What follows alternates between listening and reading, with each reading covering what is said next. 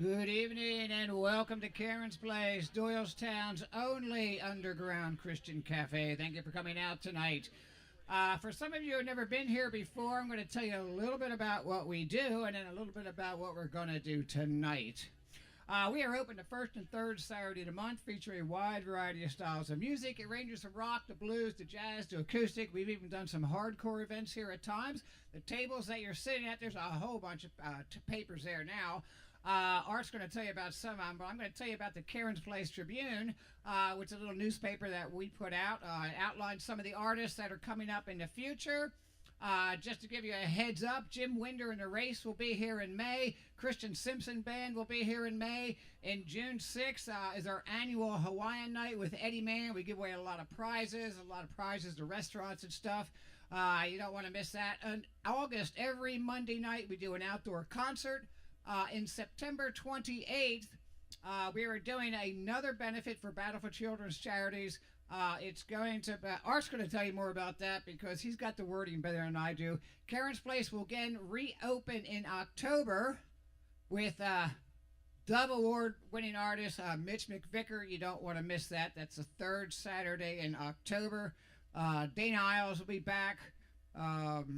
Yeah, there's a whole bunch. Anyway, go on our website, karensplace.org. We keep that up to date with the things that are happening here at Karen's Place. And I just want to give you a heads up. Normally, we have a lot of live music. Now, you're going to hear a little music tonight, but you're going to hear something else. You're going to hear a lot of comedy, a lot of laughs, and then maybe you'll laugh when Art gets up here and plays some music. I don't know. But, you know, you can decide how you want to go with that. He's a great guy. So, without further ado, are you coming up next? Please welcome Art Salvagno. Oh, and just so you know, when you buy something over in the kitchen, there's an awesome New York cheesecake. How many people like New York cheesecake? It's pretty good. All 100% of the proceeds will get donated for Battle4Children. And then there's also a jar up there you can put additional money in it. I hope you're feeling generous because it's a really great organization for a great cause. Art's going to tell you a little more about it. Here he is. Hey, thanks, Don, and welcome everyone this evening. For those of you who don't know me, Art Salvagno, my lovely wife, you probably already met. It's her birthday tonight, so let's give her a big hand. Not only tonight, it's today as well, right? I think she was born somewhere around 8 o'clock this morning. I forget what time that was. Do you remember what time that was? That's right. She has the twin. Yes, she does. And they never tried to fool me when we were dating, I think. So anyway, I'm not trying to make you laugh, but thanks for the laughter. Anyway, Battle4Children. We started this back in 2010. All right? And that was something that the Lord just put upon my wife and I. One of our pastors back then, Heidi, who herself was a victim, I learned from her stories that she would tell us about. And I was working with the Philadelphia Police Department at the time. 36 years in law enforcement, the last 14 working with the Special Victims Unit in Philadelphia. Over 3,000 cases a year, down to just over about 2,000 cases a year now from what I hear. Still in touch with some of the child advocacies that are there in Philadelphia. Mission Kids of Montgomery County, A Child's Light out of Chester County. We bring in the funds, and we don't keep any of the money ourselves. There's 5 of us that are on the board, and all the money that we get goes into our accounts, and as these child advocacies need the money for either equine therapy, any type of other services that the child may need, if they need materials like the pamphlets that are on your, or the activity books that are on your tables there, we provide that stuff to these child advocacies so the children who are preparing for forensic interviewing at the Philadelphia Children's Alliance or the Mission Kids of Montgomery County who provide forensic interviewing. While they're in the waiting area, they're seeing cartoons on TV, other stuff. They could work on these activity books that we provide for them as well. So that's where all the money goes that we help provide. We've provided money to a Child's Light, who provides not only equine therapy, but other therapy that is out there. Like I think they're starting to do music therapy. I don't even know if the Holtz are here tonight or not, or if anyone from Child's Light. I haven't seen them yet.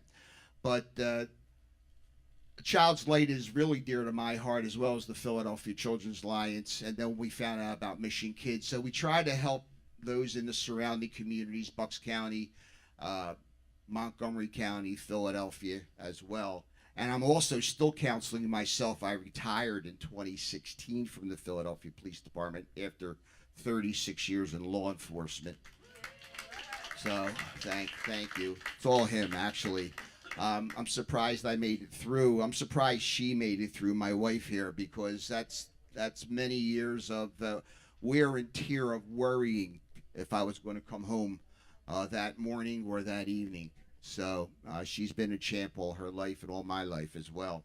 So give her a round of applause, if anything. Tonight's going to be a great night. We have what's called our comedy night. And I also have Pastor Deb in the house. Deb Barakos. Don't get up yet. Don't get up yet. What's the name of the United Methodist Church now? Hi. Harriman. Harriman. Harriman or Harriman? Harriman. Harriman. Harriman United Methodist Church in Bristol, right? I'm going to give her a round of applause because she's been working hard. I know the Lord's been putting it on her heart to leave engineering to pastor a church. She doesn't just stand up there and preach. She's a pastor. She pastors. She shepherds, right? She shepherds. And that's what we need in a pastor, right? Someone who shepherds. And we're pleased to have her as our Battle4Children chaplain as well. Before she comes up, Don mentioned about September 26th. What we used to have for the last 15 years is called the Battle of the Christian Bands. We changed it to Christian Musicians Against Child Abuse. It was a long, long day for each and every one of us to put this together. We would arrive here somewhere between 10 and 11 o'clock in the morning, do sound checks with the bands, the musicians, until we opened the doors around 4 or 5 o'clock in the afternoon, and we wouldn't get out of here until almost midnight. I just turned 71 this year. So I'd like to say I just turned 17. I'm a little dyslexic there, right? So, yeah. So it's like I'm starting to feel the wear and tear, and so is the board. So we're kind of putting it into a 3-hour program now, which is called the Battle4Children Summit. More of an informational, fundraising type of summit, where we're going to have, this year, we're going to have Redwords, the band, the worship team Redwords up here. And one of the members of Redwords is an actual therapist, doctor, who handles child sexual abuse cases. And we also have one of the other members who himself is a survivor of such. Each one is going to talk about what they do, their testimony. We're going to talk about Battle4Children, like what I'm doing here. And they're going to play as well. And we're trying to get local vendors in the area to join us this year on September 26th if they have information. Child advocacies, St. Chris Hospital for Children, Children's Hospital Philadelphia, who's not that far. I think they're right there in Hilltown, if I believe, somewhere there, right off of, right off of 309. Just when 309 cuts off. So we're going to have that kind of event rather than the Christian band, Battle of the Christian Band event. So we hope that you will be here and join us for that day. It'll be around, I believe we're going to have it around maybe like 4 o'clock or 5 o'clock in the afternoon. And it's only going to be 2 to 3 hours. So we're still working on the logistics of that, the particulars, to see how it's going to work out. So we're looking forward to that. So again, September 26th. So I'll talk a little bit more about this a little later on, but let's get the party started, and I'm going to introduce Pastor Deb Barakos to the mic. Give her a round of applause.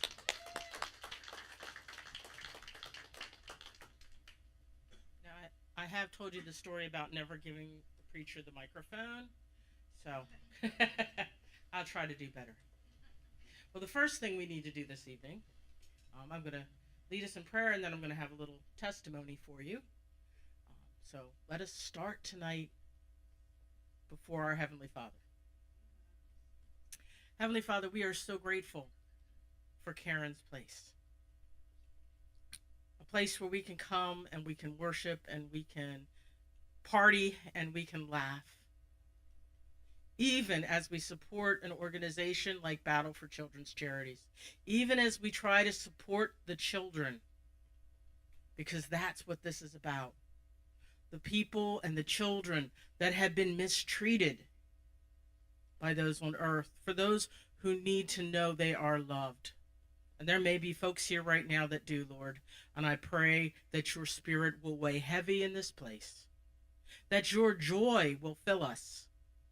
That we will find rest and peace for our souls, even as we worship you and as we try to celebrate and support this wonderful ministry. We just thank and praise you in Jesus' name.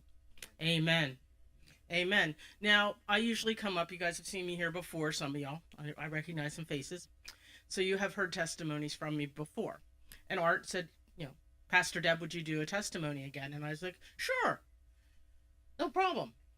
And then I started praying on it, which is what I always do. And I realized that I didn't really need to share with you my testimony, but I have a testimony from someone I know. A testimony you might have heard, but you probably haven't. I want to tell you about a young girl named Tammy. Now, she was a beautiful young child of God. She was an obedient daughter. She was a beautiful girl. And she was part of a blended family, very large blended family. And she had older, brothers and sisters, all kinds of siblings. And the eldest son of the father of this blended family thought she was the sweetest thing he ever saw. As a stepsister, he actually fell in love with her, or he thought he did.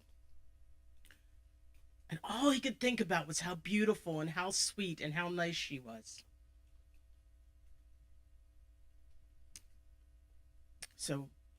But the problem was that the young man's name was Manny.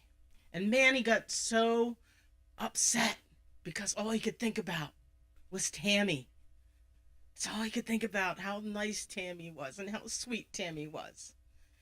And his friends started going, "What is wrong with you, man? You're depressed all the time. We don't know what's going on with you." And his cousin came to him and said, "What is going on?" He says, "I think I'm in love with Tammy, but she's my stepsister. But I'm in love with Tammy. She's so wonderful." So his cousin, Joe, said, I have an idea for you. Here's what you do. Go to your father. Tell him you're sick. Tell him you need someone to take care of you. And tell him you want Tammy to do it. That you want Tammy to take care of you while you're sick till you're better. Manny thought of this and went, that sounds like a good idea. I'll try that. So he went to his father and he asked, could Tammy please take care of me while I'm sick? I'm not feeling well, and I really would appreciate if she would help. And, his father wanted to take care of Manny is his eldest son, and he's very proud of him. And he says, yeah, absolutely. I'll ask Tammy to do that for you. And Tammy, being a young girl, young teenager, and very obedient, said, sure, Dad, I'll go. I'll go over and help Manny out. So she goes to Manny's house, and she makes him dinner.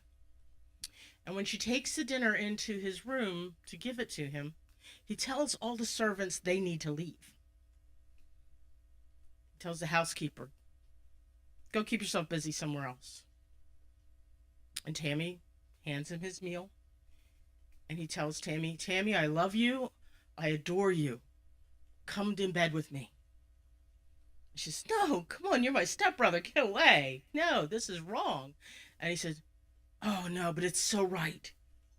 You gotta. And he's bigger than her, much older than her.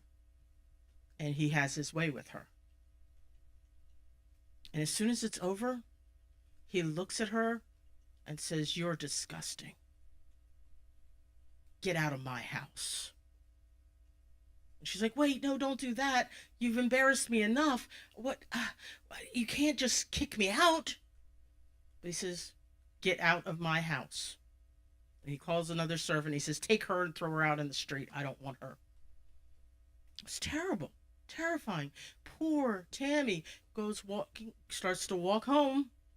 And she's in tears and brokenhearted. And her brother Abe comes along. And he said, Tammy, what's wrong? What happened? And she told him. And he was like, that was so wrong. You're going to come and live with me, and I'm going to take care of you. Don't worry about this. Don't say another word about it. You're safe with me. And the father found out about what happened, and he was furious at Manny. But he didn't do a thing. A couple years later, Abe and Manny are out working. And Abe has been so mad at his brother for what he did to their sister that he kills him. And then Abe runs off. And the father initially is all upset because somebody came and told him that everybody was dead, and he was all upset, but then he found out it was only Manny who died. And he sort of said, well, okay, well, we know what he did. Okay. And 3 years later, he goes and gets Abe and says, come on back home. It's all over and done with. Let's forget about all this. Come on back. Come home. And Tammy lives alone and desolate, heartbroken, with her brother for the rest of her life. Never marries, never has children, never, ever becomes what she was created to be. Now, I heard somebody say they knew what story this was. Does anybody else know this story? Yeah? A few people do? Good, that's great. Because it's one of those stories in the Bible that really don't get told. This is the story of Tamar and her brother Amnon, Manny, and their older brother Absalom, and of course the father, King David. But this story is so much what we are talking about with Battle for Children's Charities. This little girl was obedient. She was a good little girl. She did what she was told. And she was raped and mistreated and left to feel worthless. And that's what happens to these children. Because I can testify, growing up feeling like I was worthless because of what happened to me. Not even really understanding what happened to me. I just knew I was worthless. And what we want to do with Battle for Children is to raise the funds that are needed to help these children get help immediately. Because they need to know that God does love them. That what happened to them does not define them.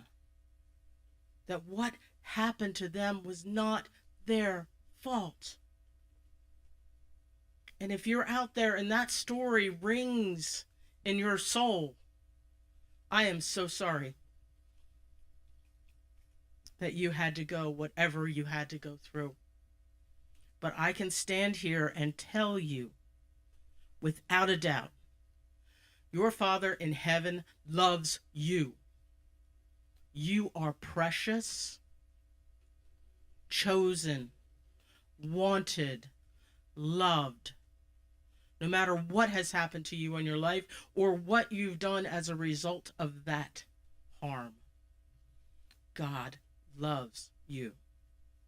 So as we come tonight to laugh and have fun, we want to remember that child. I remember early on as a Christian, I started praying for the child nobody prays for.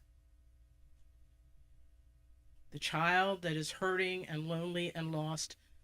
And I invite you to join me in that prayer when you have your prayers, to just say, Lord, I want to pray for that child that doesn't have anyone to pray for them, because they need to know your love.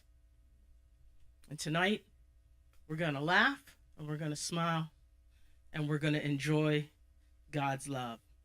Amen. Amen.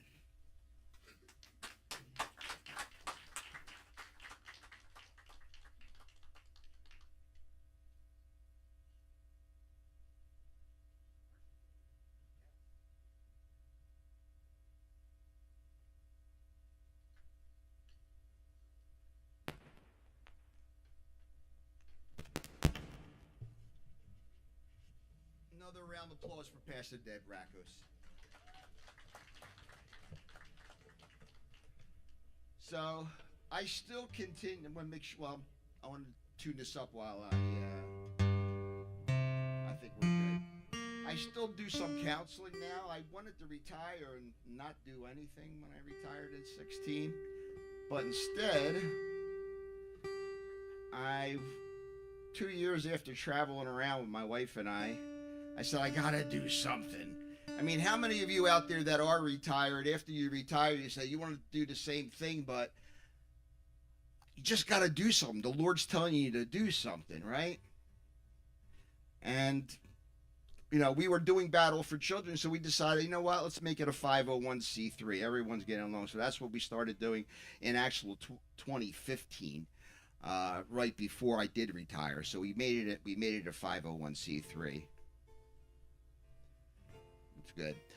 So I'm counseling at Bucksmont Academy one day a week on Tuesdays off of Street Road, and 532. And then I go to Sellersville as well. A couple kids there as well. And then when I'm not counseling, I'm one of the lab rats. So I'm also one of the lab techs there, along with a retired probation officer. So I do the lab work on Tuesdays, and he does the lab work and counseling on Fridays. And I come across kids like that, just like the story of town, right? Many stories just hit me again while counseling, and many stories that I just keep coming back to mind from when I was a special victims unit child abuse investigator. They just seem all like, and I would give each child a little angel while they're sitting there in court that they could hold or put on their shirt or blouse, whatever they're wearing that day. This song here, for those of you who've seen me play here before, is a song I created back in 2019 for these children. It's called Hope is Alive. When they're broken and hurting, and they forget the meaning of the one who died on the cross, just as Jesus said, "Why have you forsaken me?" A child turns around and says the same thing.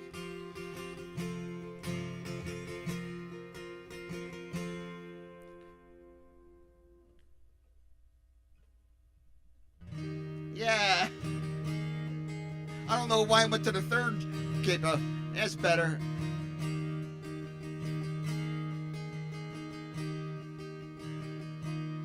When you're broken and hurting, forgetting the meaning of the one who died on the cross. Your steps are unhealing, no reason, no meaning, all worries that make you feel lost. Hope is alive. Hope is alive. Hope is alive in Jesus Christ.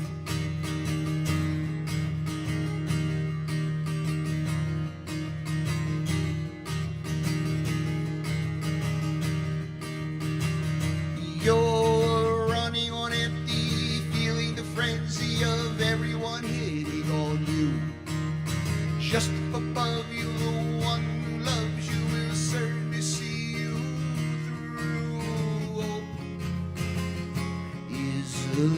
alive. Hope is alive. Hope is alive in Jesus Christ.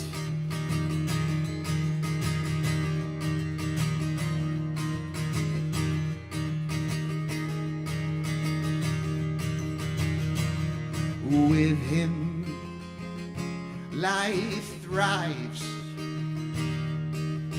Hurt is washed away.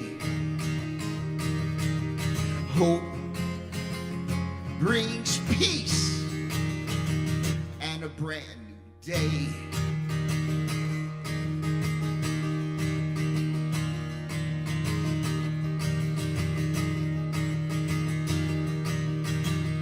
Well, walls may be closing, lights may be dimming, you're feeling it harder to breathe.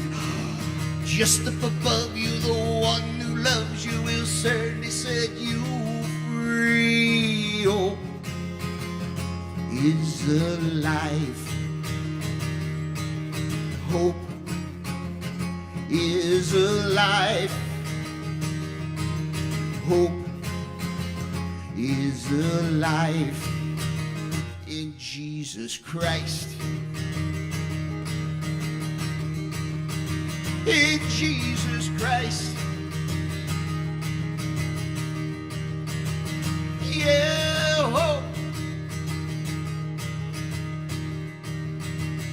is alive. Yes, Lord. Amen.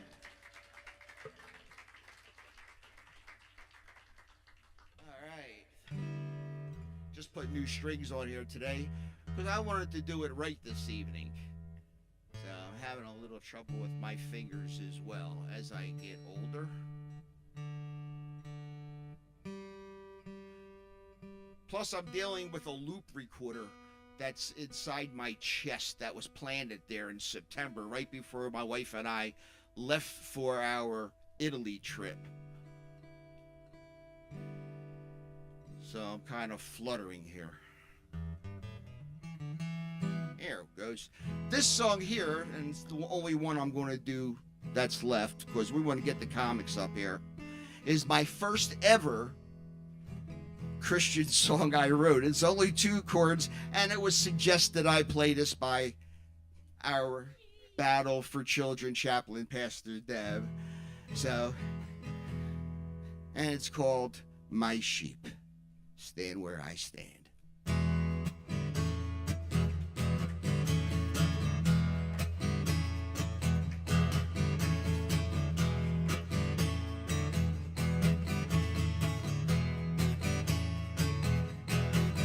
My sheep hear my voice. They know who I am. They follow my lead. Stand where I stand. Everybody ready? I said my sheep hear my voice. They know who I am. Follow my lead. Stand where I stand. My sheep hear my voice. They know who I am. Follow my lead. Stand where I stand. Walk on beside me. Hand in hand. Let me guide you. Stand where I stand. So give me your heart. Let me carry you. Hand in hand. Stand where I stand. Everybody, ready? Said my sheep hear my voice. They know who I am. Follow my lead. Stand where I stand. My sheep hear my voice. They know who I am. Follow my lead. Stand where I stand. Look to your future. I've given you. I've given you freedom. I will see you through.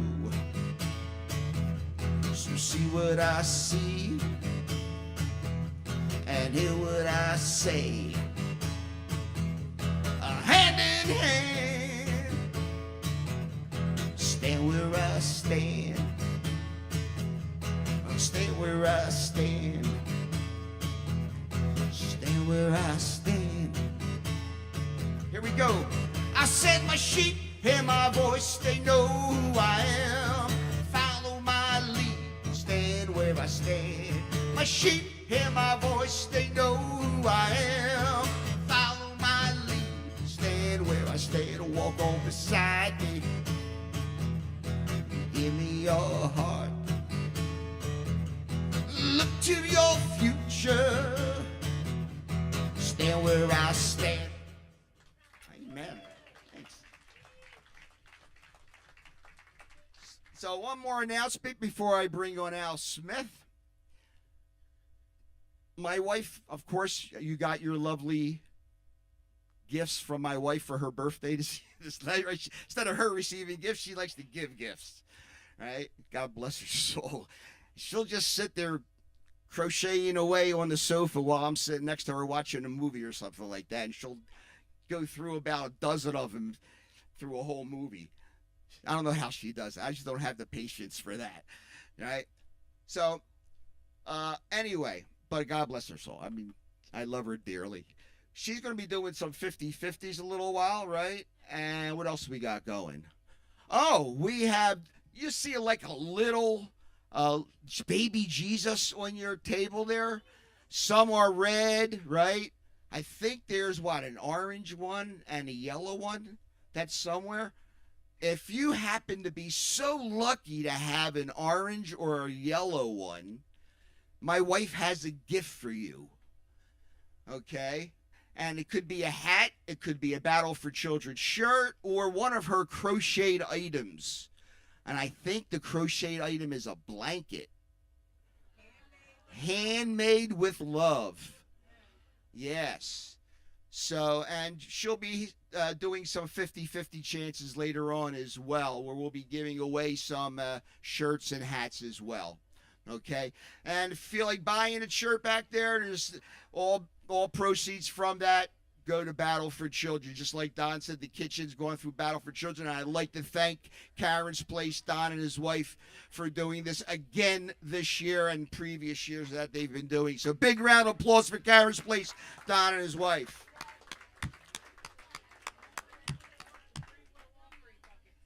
Yeah, and there are. Well, there's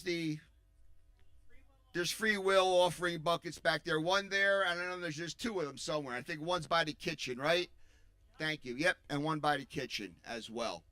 So, let's get the comedy going, right? I think I said everything I needed to say. This guy I've known for years. Al's been with Battle4Children during not only our comedy nights, but our Battle of the Christian Bands, where he's helped out MC our Christian nights of music and stuff like that. He's a good friend of mine. His lovely wife's here as well, doing, I think, are you knitting or crocheting? Oh, you're you're doing what I was doing for my wife the other day. Yeah, she wanted me to keep my hands busy too. So I can't help it. I'm Italian. I am. But I'm a good boy. Don't tell me to stand up though. I'm already standing up. Anyway, without further ado, Al Smith's in the house. Give him a round of applause.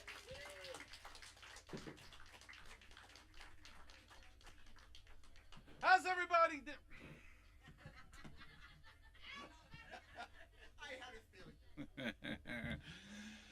Welcome to our, I think this is our 10th annual Battle4Children comedy night. I don't need your capo, thank you. So give it up one more time for Art, everybody.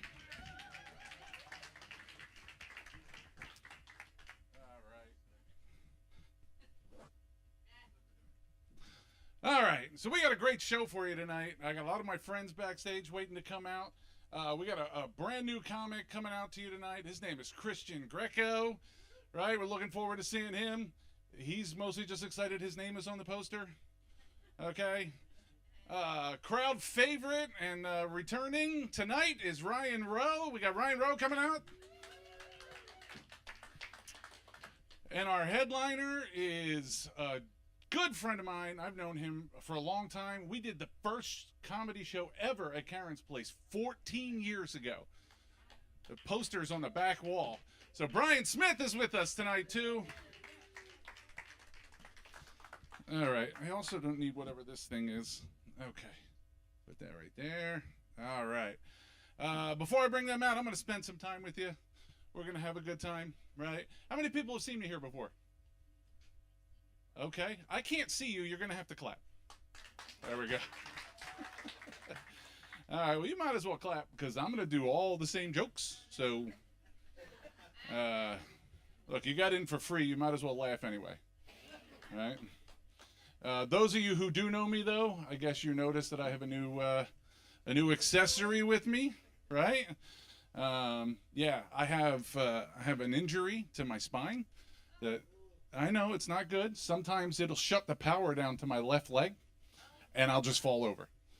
Okay, so you people over here, get your cameras ready, because these people over here, they're gonna have a much different show. I can see the headlines now tomorrow, right? Mother of 3 dies in comedy accident. So, you were right to sit further away. Yeah, I don't call this a cane, though. I call it a walking stick, right?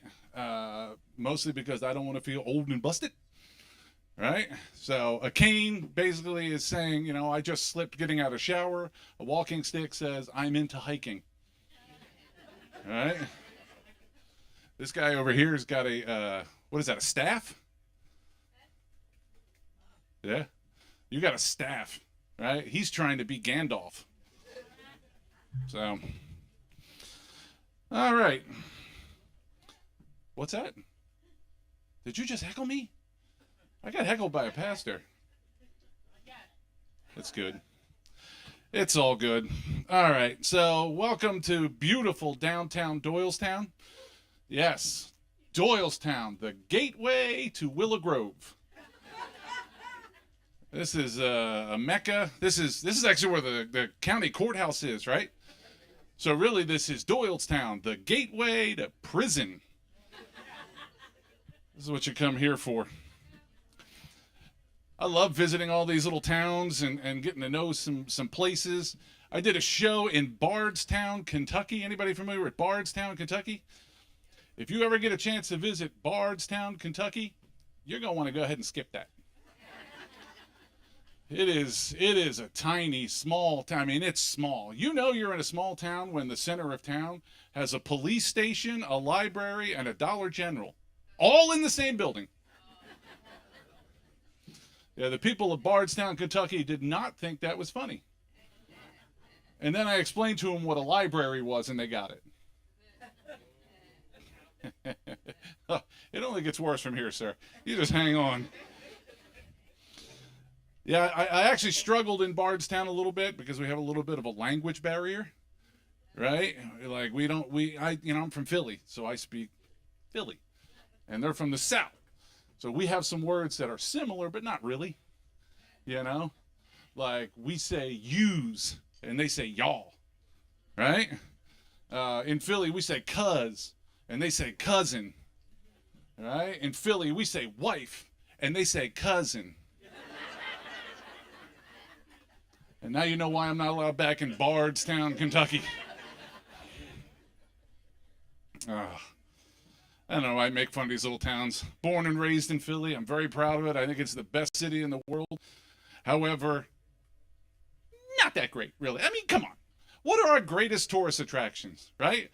We got a greasy sandwich, a cracked bell, and a fictional boxer. That's what we're working with.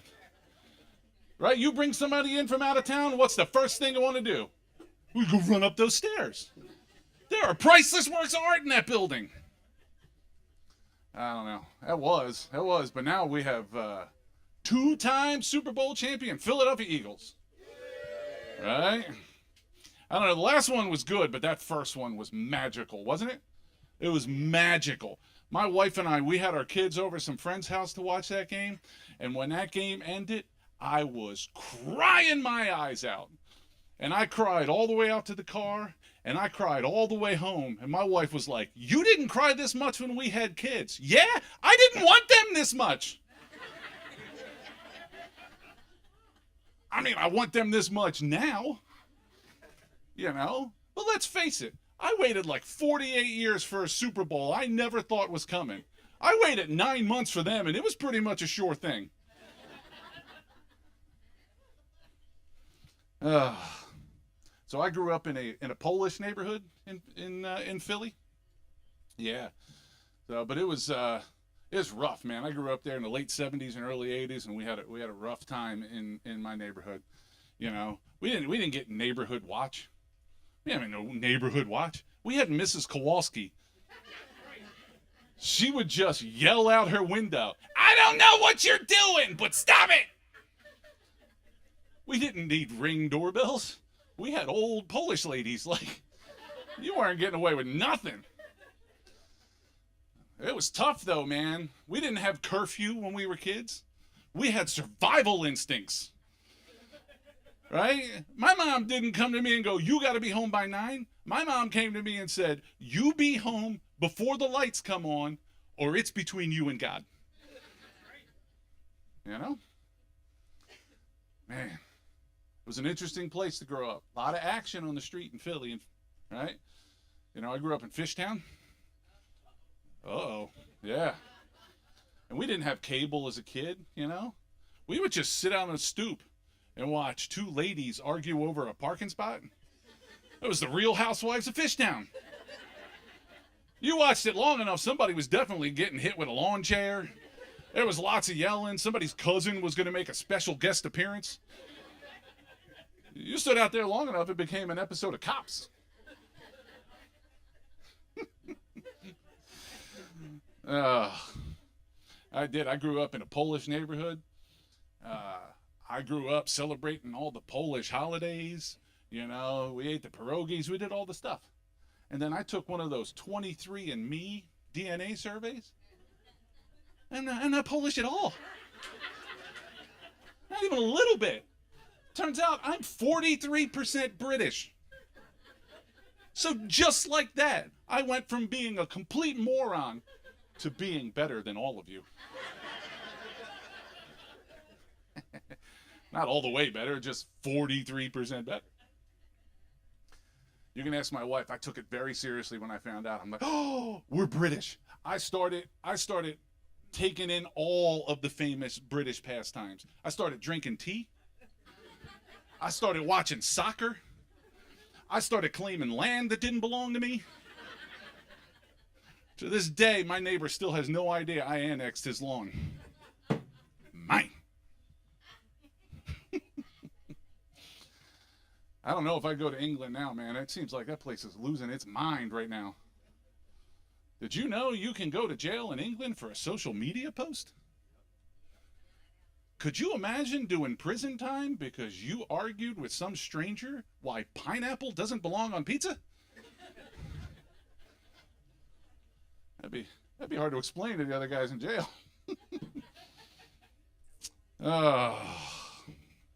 What else did I want to talk to you guys about? So I recently turned 50. Now, at least I did when I wrote this joke. We a few years past that now. 50 is a magical age, though, man. 50 is great, right? Because you kind of have a foot in both camps. You're not old, but you're not young, right? Like, my friends can come to me and go, "Hey, man, you want to go whitewater rafting?" "Yeah, I'm 50. Let's go." That same group of friends will come to me and go, "Hey, man, you help us move next weekend?" "Nah, I'm 50. Nope. Like, I could pull off a leather jacket at 50. Leather pants, not so much. You know? I could rock a pair of Jordan 3s at 50, but you know full well there would be arch supports in those bad boys. And I would crease the snot out of those things. That's a joke for you sneakerheads. You, maybe one person got that. I'm okay with it. Thing about being my age, right? I'm still trying to catch up to a lot of computer things, right? So I recently downloaded Chat GRT or whatever it's called, Chat BBD. Chat what now? GPT? Whatever. They need to rename that. That's too many letters. And so as a little scientific experiment, I put into Chat GPT to write me 3 jokes. And I put the prompt in to write me 3 jokes about how hard it is to lose weight in your 50s. And I didn't read those jokes. I had my wife print them out, and they're in an envelope right here. So live in front of all of you, I'm going to read you 3 jokes that ChatGPT wrote. This is going to go one of 2 ways, Art. Either these jokes are going to be horrible and we're going to have a good time with it, or these jokes are going to be an amazing and all of us are unemployed. I better be careful. You know, Ryan's about to run up here and slap this envelope out of my hand. So here we go. Hey, do me a favor. Will you open that for me? Yeah, I shouldn't have sealed it, but okay.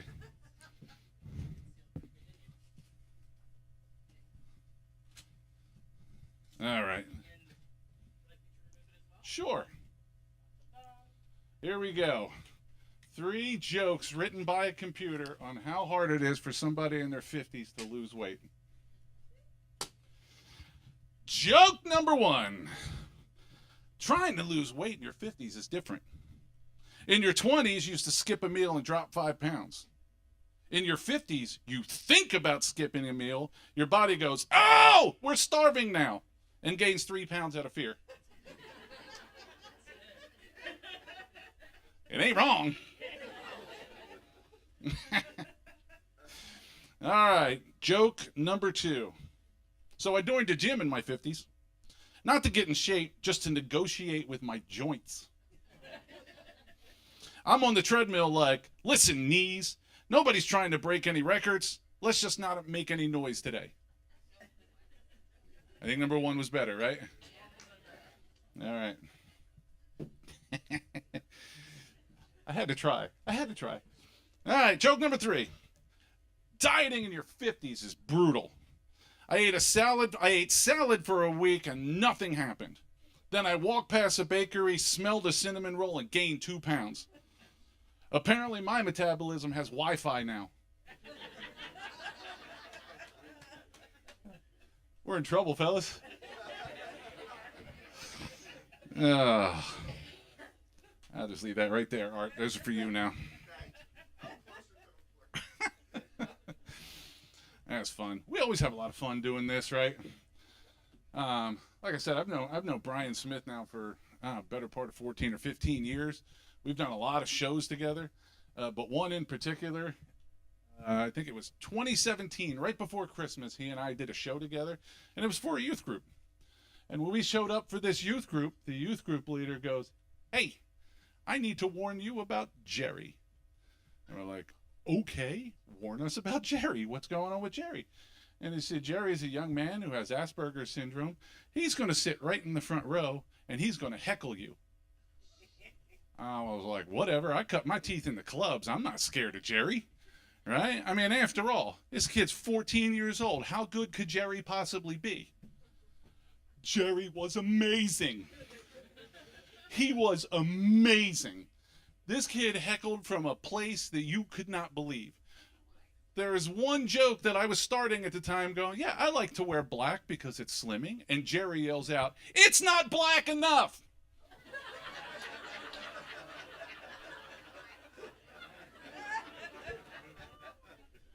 Right? And I thought, okay, maybe Jerry's done. And then Jerry follows it up with, that shirt could be made with the absence of light and you'd still look fat. Jerry's heckling me with science, man. He was brutal. Later on in my set, I go, so I'm married? And Jerry goes, not for long.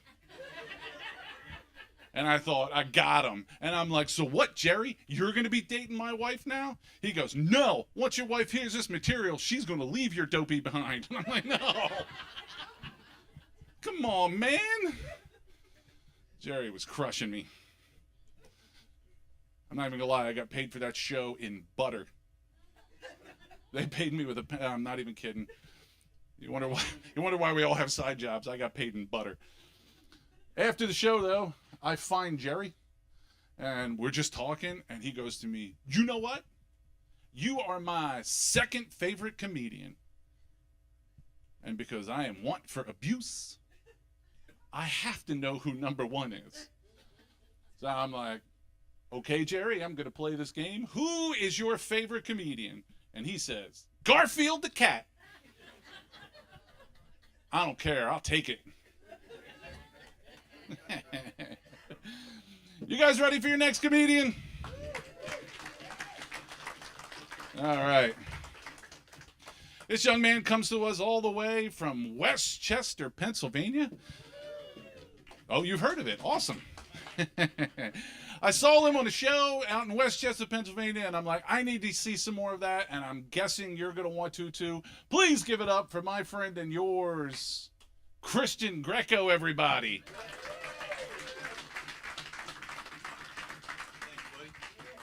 Good evening, everybody. How we doing? Awesome, awesome.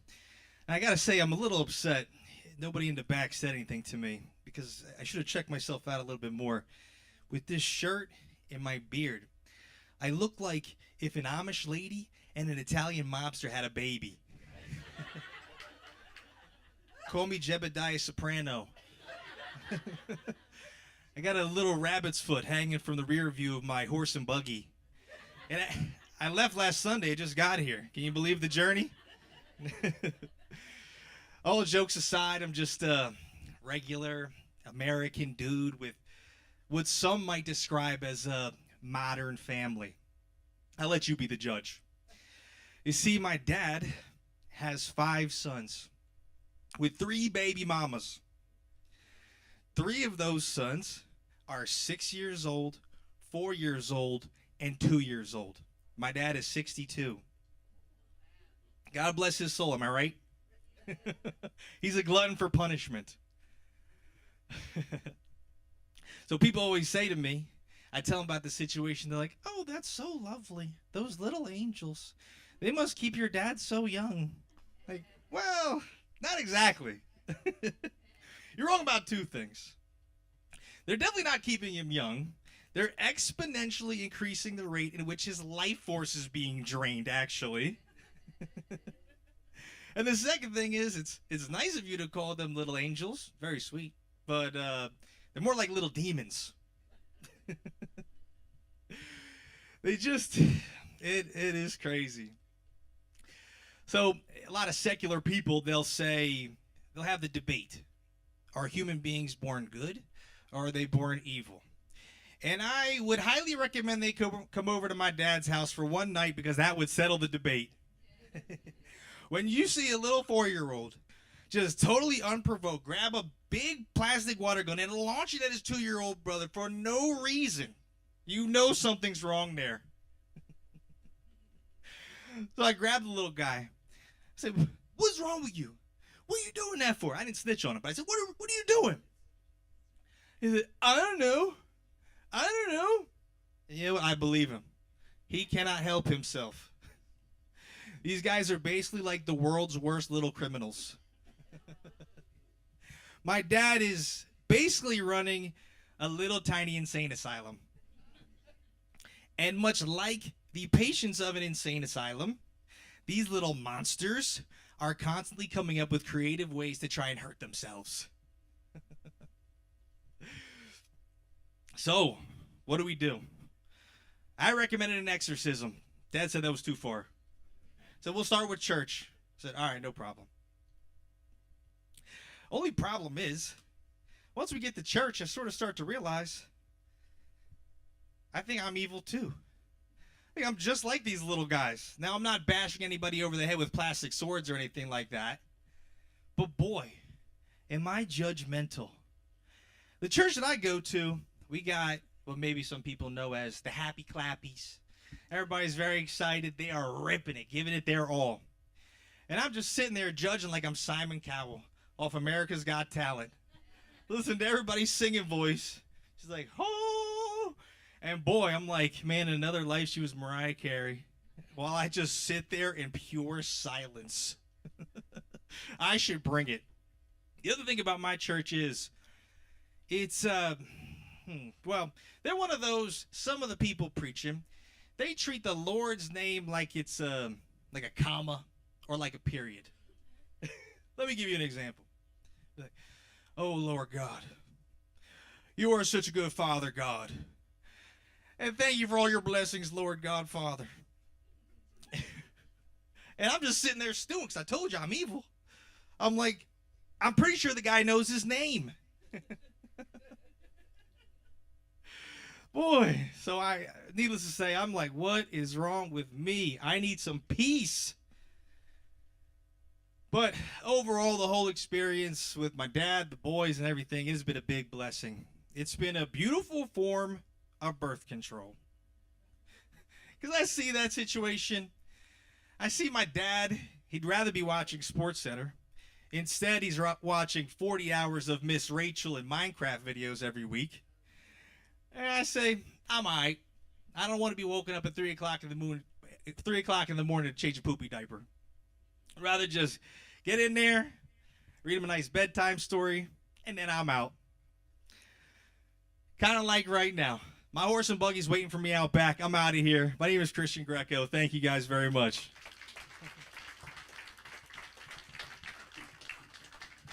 Yeah, there's nowhere to hang it back up. There we go. Give it up once again for Christian, everybody.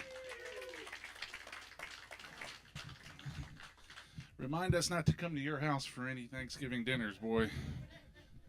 All right. You ready to keep this rolling? Okay. No. Oh. You're on my bad ear. Anyway. All right. So our next comedian is a fan favorite. He's been here several times, and I've known him since before we couldn't get him into comedy clubs because he wasn't old enough. Please give it up for Ryan Rowe, everybody.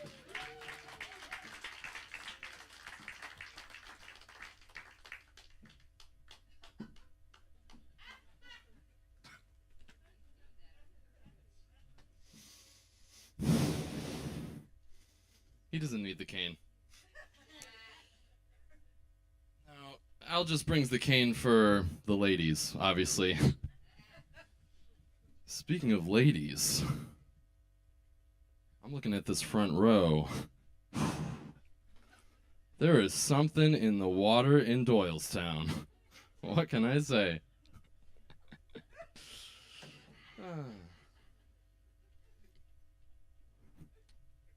Man, what's your name? Yeah, you. The one that I'm looking at. Man, what's your name? No, I meant her. Sorry. No. Christine? Christine, how you doing, Christine? It's good to be here. You excited to be here? Are you, is this your man here? No. Okay. Oh, you're single. All right. Christine, question for you. Christine, what are we? Come back to me. What's your deal? You down to clown? What's going on? She's a child of God. That's a great answer. That's a great way to reject someone. That's a great way to break hearts. It's just like, oh, I would love to, but child of God. Sorry, I can't. Nothing I can do about that. Sorry. No, it's great to be here, man. Christine, I'm gonna brag. I'm gonna start my set with a brag. Is that all right with you? All right. Christine, I recently ran a half marathon for the first time. Isn't that cool? Anyone here done a marathon, half marathon? No? All right, then that settles it. I am definitively better than 100% of you guys. No, I ran the marathon, or the half marathon, and it was cool. You know, at the end, they give you a medal. which like feels weird because like I didn't win the race, right? It reminds me of when I was a kid and I played basketball in a church league, and my brother got a trophy for winning the MVP of the league, and I won a trophy for winning most Christ-like. Because I don't know if you knew this, but Jesus sucked at basketball. Not basketball fans in here, or just really mad that I said that Jesus was bad at basketball? I don't know. But I mean, you know, I grew up in that generation, the trophy generation. I got a lot of participation trophies. It's no different when you're an adult. The NBA has a participation trophy. Have you heard of this? There's an award in the NBA called the Sixth Man of the Year Award. You guys heard of this? The Sixth Man of the Year Award is an award that goes to the basketball player that is the best player on his team that is not a starter on his team. That's like the league saying to a player like, look, man, you are so good. Like, it's crazy. You should be a starter, but we're just like really swamped right now. Like, you get it. I love sports. I'm really into the sport of curling. You guys know what curling is? Yeah. I love curling. Basically, you take a large rock and you slide it down a long sheet of ice. And if you land it right on the bullseye, you're still not an athlete. I don't know if you saw at a Winter Olympics a few years ago, there was a Russian curler that got caught using steroids. And we as a curling community all asked, why? Like, there's no strength involved. Using steroids in curling is just as effective as using Diet Dr. Pepper in curling. Like, there's no difference there. But you meet interesting people in the curling community. Like, I met this guy named Matt. Matt has a gold medal in curling, and he's an Xfinity technician in Eau Claire, Wisconsin. The same guy that has a gold medal is also the guy that shows up at your house sometime between 8 a.m. and 8 p.m., plugs in your cable box, and mansplains the remote to you. That's the life of a gold medalist. Can you imagine the icebreaker that guy has? He's like, so your current cable package includes Stars Channel, Showtime, and the Olympic Channel. You ever been to the Olympics? No? Oh, you're missing out. It's tough, though, seeing so many people lose. It's really... Oh, sorry, I totally forgot I was wearing my gold medal. What kind of sport is it in? It's kind of like a chess on ice kind of thing. It requires a lot of strategy and accuracy. Is it curling? Yeah, it's curling. Sorry, I'm gonna look at my notes real quick. I come from a big family. I'm the third child in my family, which has its pros and cons. Like, the pro of being the third child is that there's no pressure on the third kid. None at all. For instance, my brother, he's got 3 kids. When he had his first kid, he announced it to our family, not kidding, via live television. When he had his third child, he announced it to us via group text. This was me finding out I had a third nephew. I was like, oh. LOL. The con of being the third child is that there's no photographic evidence that you had a childhood. Like, there's tons of photos of the first kid, and there's tons of photos of the first and the second kid together. And then by the third kid, they're just like, film's expensive. And it's like, but Mom, we have a digital camera. And she's just like, yeah, Ryan, we're just going to remember it, if that's cool. There's very few photos of me as a kid. There's only one video of me. I didn't find it until I was 18 years old. It's on a VHS tape, and half of it is taped over by an episode of Days of Our Lives. It's very weird. It's like, here's Ryan. He's standing up. He's standing. I didn't murder your husband. But I'm not actually the youngest kid in my family. I have a younger sister who was adopted into our family when she was 4 days old from Ohio. And it's actually kind of weird right now in our family, only because we just recently told her about it. Yeah, and obviously she was devastated to find out that she was from Ohio. I mean, she had always known she was adopted. We just couldn't bear to tell her where from. But, you know, I applaud my parents. They got the call, and they're like, there's a little girl in Ohio. And they're like, great, let's get her out of there. Can't let her get corrupted by the Cuyahoga. Probably should have asked. Anyone here from Ohio? No? Thank God. Okay. Yeah, I mean, the funny thing is, so she's adopted, and there was only one movie that my sister and I were allowed to watch as a kid, and it was the movie Annie. And it's not because my parents were like, oh, movies are inappropriate. I think my parents just thought that, like, if my sister watches Annie enough, she'll be more down with being adopted. Didn't take. It's all right. I think if anything, after making her watch Annie so many times, my sister was like, are these people about to give me up for adoption? I also, you know, I travel a lot. I know I make a lot of jokes about Ohio. I travel a lot to different states. I was recently in Wisconsin, and I was at the airport in Wisconsin flying back here, and the guy from TSA was like, do you have any beer, cheese, or Gatorade in your bag? And I was like, is that considered contraband in Wisconsin?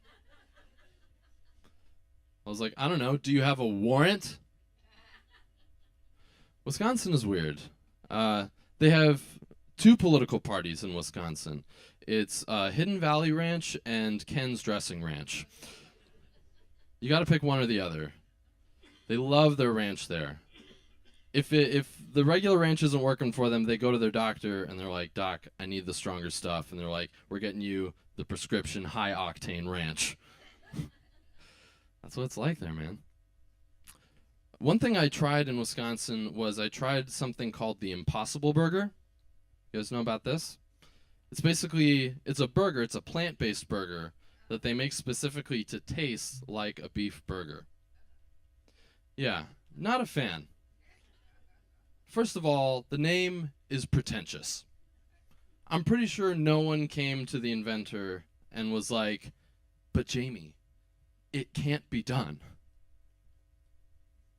Are you guys friends with Jamie? What's going on? I mean, I don't know the name of the inventor of the Impossible Burger, but Jamie is close. Like, it wasn't Rick. Rick had nothing to do with the Impossible Burger. I don't know. If you want to make a burger that defies the impossible, make a burger that's on a metal tray that has one of those skewers in it and make it not cost $25. That's what I want. As soon as the metal trays come out at a restaurant, you know, like, you're going to have to dispute that with your credit card company. It's not going to be cheap. Speaking of money, I recently did my taxes. Yeah. It's what, you know, taxes are one of those things. I had fun. I don't think I'll do it again.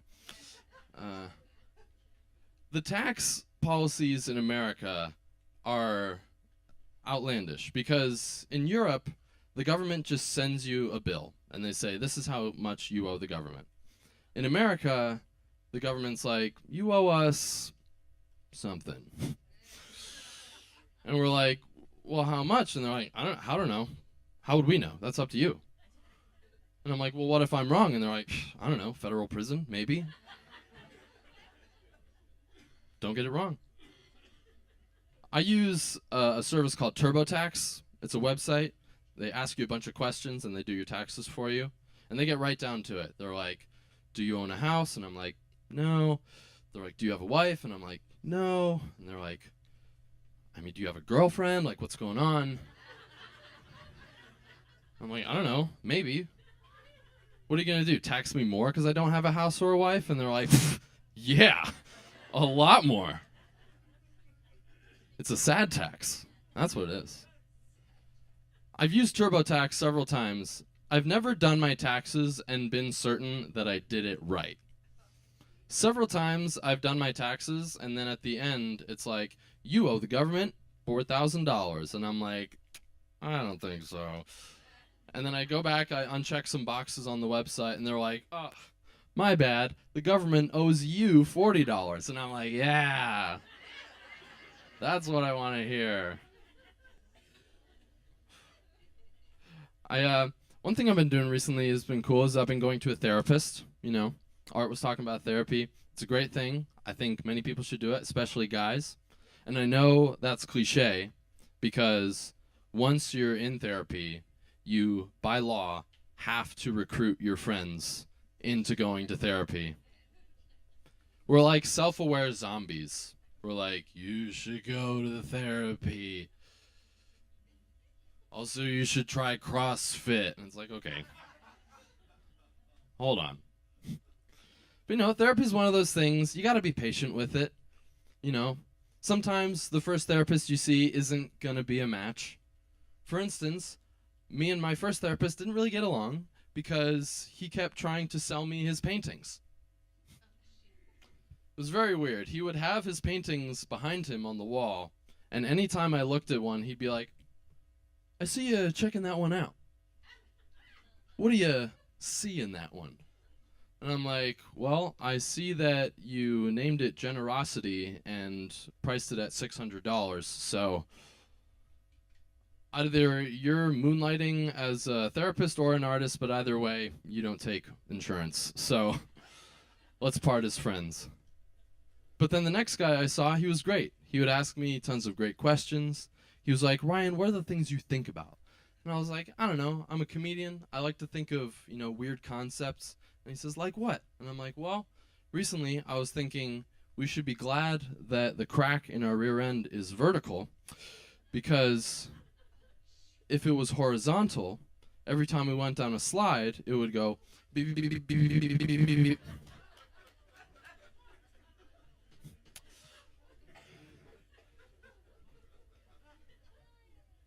Yeah, and then he wrote a lot in his notepad, and that was scary.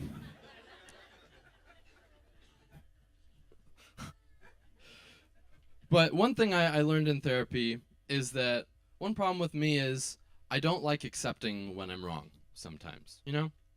For instance, I recently saw a news article about something that happened in Missouri recently. This babysitter was babysitting an 8-year-old kid, an 8-year-old boy, and the boy got up in the middle of the night and was like, I can't sleep, there's a monster under my bed. And she was like, no, there's not, go back to sleep. And he's like, no, seriously, there's a monster under my bed. So she's like, all right, I'll go check. And then she checked under his bed, and there was a man hiding underneath this kid's bed. Now, I know I have trouble accepting when I'm wrong. So I just know if I was that babysitter, I would have been like, listen, kid, we got to be way more careful about who we call a monster, okay? We don't know his story. We don't know his life. I'm excited for spring. You guys excited for spring? Yeah. It's a beautiful day out this week. One thing I'm really excited for, it's got to be Rita's. Love Rita's water ice. I recently went to Rita's with a few in-laws of mine who are from London. They've never been to Rita's. And I went with this guy, Paul. And Paul ordered a Swedish fish flavored water ice. And he's eating it, and he's like, you know, Ryan, this doesn't taste anything like fish. I'm like, yeah, Paul, it's a candy. Which really begs the question, why did Paul want fish-flavored water ice? He didn't even sample it. He was like, oh, they got fish ice cream, it's got to be good. Yeah, I love spring. Another thing I'm excited about for spring, it's hot dogs. Rita's and hot dogs. I recently made a bit of an impulse purchase recently. I went to the grocery store and I bought a lot of hot dogs. I bought 24 hot dogs. Just 24 dogs, 24 buns, to the counter. That's it. Even the guy at the counter was like, hot dog party tonight, yes? I was like, party of one. This was a Trader Joe's, so they're all like that. But the only reason I bought 24 hot dogs was that at Trader Joe's, they only sell hot dogs in packs of 6 and hot dog buns in packs of 8. So, I crunched the numbers. And I had no choice but to buy 24 hot dogs. But now I'm looking back on that and I'm like, man, I am really lucky that they did not package those in prime numbers. Can you imagine if they only sold hot dogs in packs of 7 and hot dog buns in packs of 11? I'm buying 77 hot dogs. That's what that means. I also recently got a haircut, and I think I set the record for the most awkward interaction that I've ever had in my entire life. I went to a place called Sports Clips. Love Sports Clips. I go to Sports Clips for the same reason that anyone goes to Sports Clips, which is I like sports and I have no idea where to get a haircut. So I go to Sports Clips, and you know how barbers are. They're always like, what are we doing tonight? What are we getting into? I'm like, I don't know. It's Wednesday at 1. What am I supposed to be doing? But this one didn't ask me that. She actually asked me something very specific. She was like, were you just in Lynchburg? And I was like, yeah, just last weekend. And she goes, okay. And then we didn't talk the rest of the haircut. And it wasn't until afterwards that I realized what she actually asked me was, were you just on your lunch break? So just to recap, Christine, this innocent woman asked me, were you just on your lunch break? And I said, yeah, just last weekend. And then it was silence for 30 minutes. I have not stopped thinking about that ever since. And if I can't stop thinking about that, she definitely cannot stop thinking about that. You know, it's one of those things, a lot of times I find myself just kind of speaking without fully thinking before that, you know? Like recently, I got set up on a blind date with this girl who lived in a 3rd-story walk-up apartment in Philly, and she had a broken ankle. So she literally couldn't leave her apartment. So she invited me over, and I walk up to the 3rd floor, and as soon as I meet her, first words out of my mouth were, wow, you're just like the hunchback in the bell tower.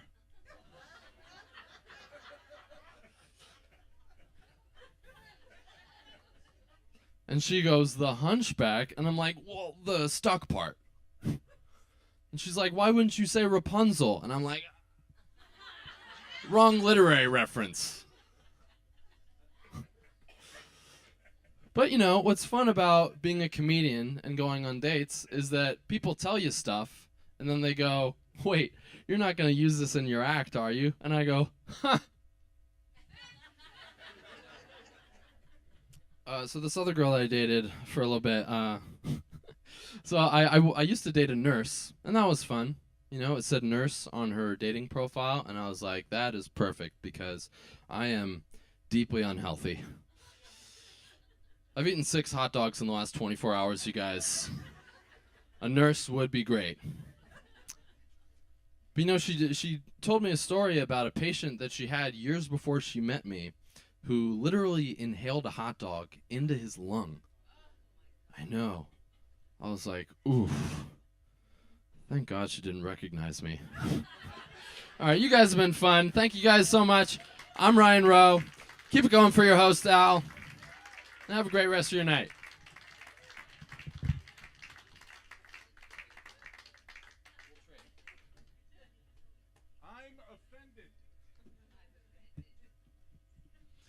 Ryan Rowe, everybody. All right, you guys ready for your headliner? That didn't sound good. You ready for your headliner? All right, before I bring them up, we're going to take a break. So Art wants to come up and share something about the 50-50s and some of the other stuff, so nobody go anywhere. We got some stuff going on. Really? Give a big hand. Christian Greco, Ryan Rowe, Al Smith. Okay. Are you ready for the headliner? You ready? All right. This will be really brief. My wife's back there with 50-50 chances, donation buckets. You can go online at battle4children.org, donate online. Again, we're a 100% volunteer organization. None of us put any money in our own pockets. It all goes to a good cause, right? One thing I do want to mention really quick is, I don't know if any of you were listening to Sunday Worship and Talk with Art and John, and I'm going back years ago on Hamilton Radio in New Jersey. Sunday Worship and Talk is back as a podcast with myself, Art, and John, and we're going to be broadcasting every third Sunday of the month, and it'll be on your major digital platforms: Spotify, Notespire Radio, Christian Mix 106, a bunch of other places that you can get them online. And it's only going to be a 30-minute podcast, and our next one, I believe it's a Sunday, May 17th, and our guest will be Lynn Wellman, and she's from Ohio. Lynn is the founder of Stop Feeding the Predators out in Ohio, and I had mentioned about Ohio earlier when I was talking about 3,000 here, 5,000 there. So Lynn's a great gal. Her daughter and herself were victims of child sexual abuse. So if you could tune in, again, it's called Sunday Worship and Talk with Art and John on all your major digital platforms. And I have one joke that I actually saw online today. Are you ready? Speaking of Chat GPT, right? I heard that my best friend just evaporated. He certainly will be missed.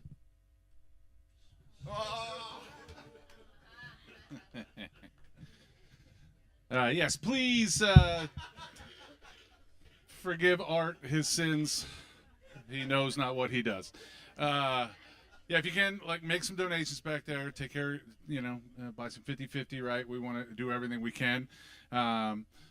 Before I bring our headliner out, I do just want to clarify, for the record, that I am actually married. That is actually my wife, and I am just as surprised as you are. Okay? Look, as a young man, I had no game as a young man. I had no idea what I was doing talking to girls, right? I remember in college, I once asked a girl out by saying, "So, do you eat?" That was my "do you eat?" I basically asked this person, "So, do you do the basic daily requirements for sustaining life? Is that something you do? Would you like to do that with me?" I'm glad she said no. What were we going to do for a second date? Go somewhere and stay well hydrated? I had no game, right? My man with that shirt on, you got game. I could tell from here, right? One time I did get a girl to go out with me once, and I'm not even making this up. I took her on a date to see Schindler's List. Yeah, because I'm a romantic. All right? Here's the biggest problem with that. Whenever I get nervous, I giggle at inappropriate things. So I giggled my way through Schindler's List, and for certain there's some 50-year-old lady out there who's telling her kids that she went on a date with a serial killer. All right, for real this time. You ready for your headliner? That energy is not going to work. Are you ready for your headliner? There we go. Well, like I said before, I've known this guy for about 14, 15 years. We've done lots of shows together. Please give it up for my bestest friend in the world and a guy who's probably my brother because we have the same last name, Brian Smith, everybody.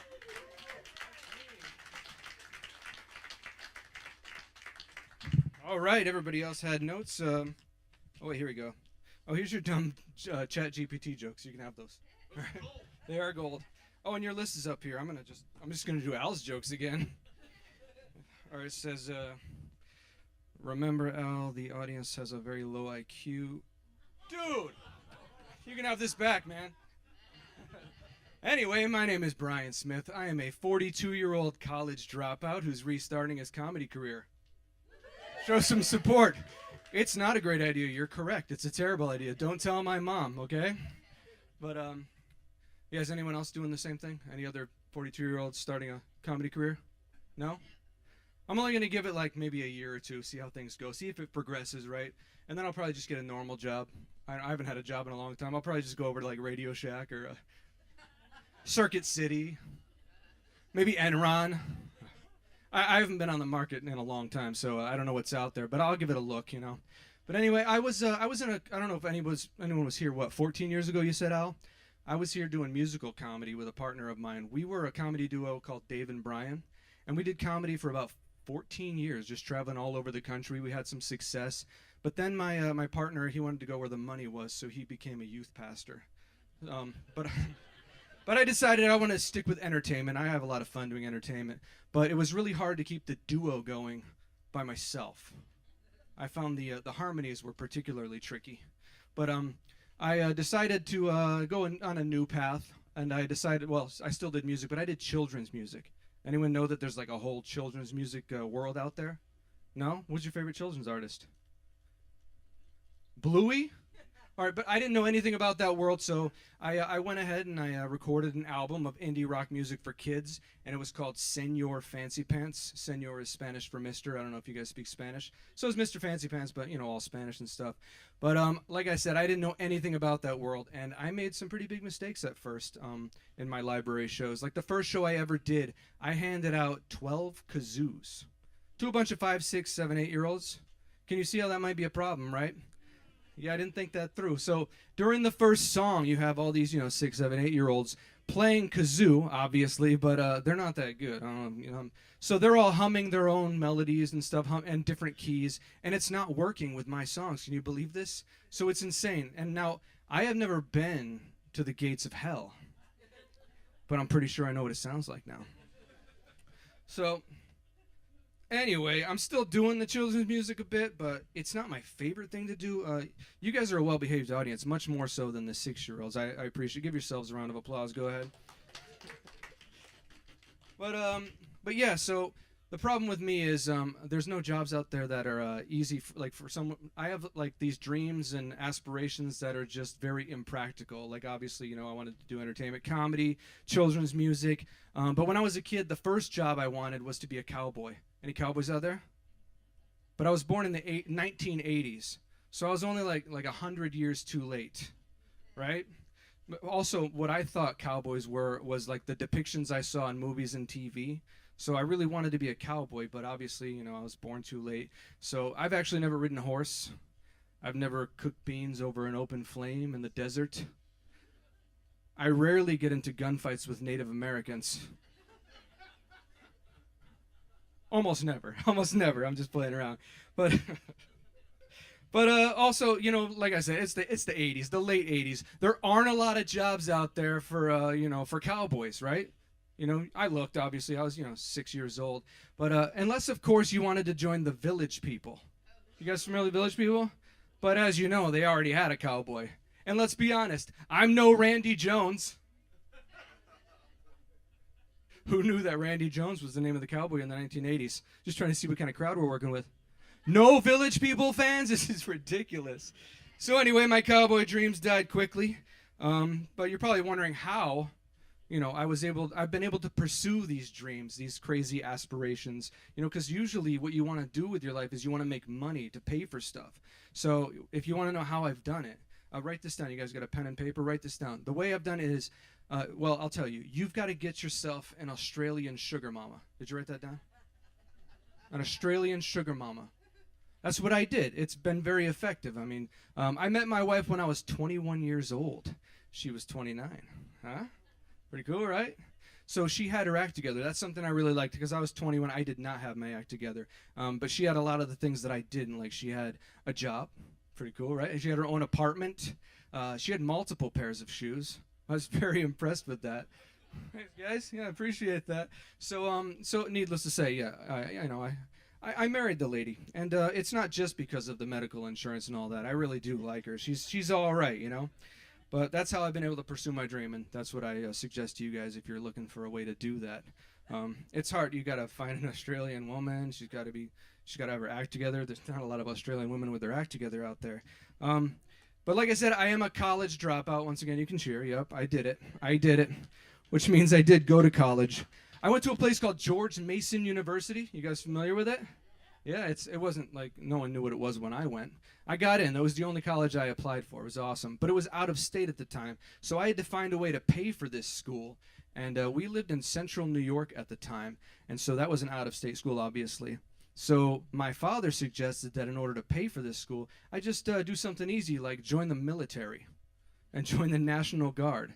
He was very convincing. He was actually in the Army for 24 years. So he said, you just join the National Guard. It's real easy. You know, after the first year of college, you'll go to boot camp. And then if you just do infantry, that's real easy. You'll get the schooling done real quick. I mean, I was a theater geek who had never shot a weapon in my entire life. He's like, it's just real easy. He was using a tactic that a lot of military recruiters use. In the civilian world, they call it lying.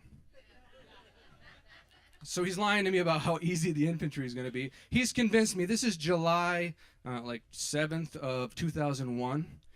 Yeah, you remember that year? Yeah, something big happened like 2 months later after I had signed up for the infantry. You guys, I don't know if you remember. Anyone remember? You said you'd never forget. Yes. So 9/11 happens, and it was a pretty big deal. I don't know if you guys remember, but I had joined, so now I have a whole year to wait to go to boot camp. So all I'm thinking is, oh, you know, during times of war, the National Guard actually can get called up. So here I am, theater kid, going to George Mason, and that's all I'm thinking about for a year. But, you know, and then my dad's telling me, hey, make sure you're getting in shape because boot camp will be easy.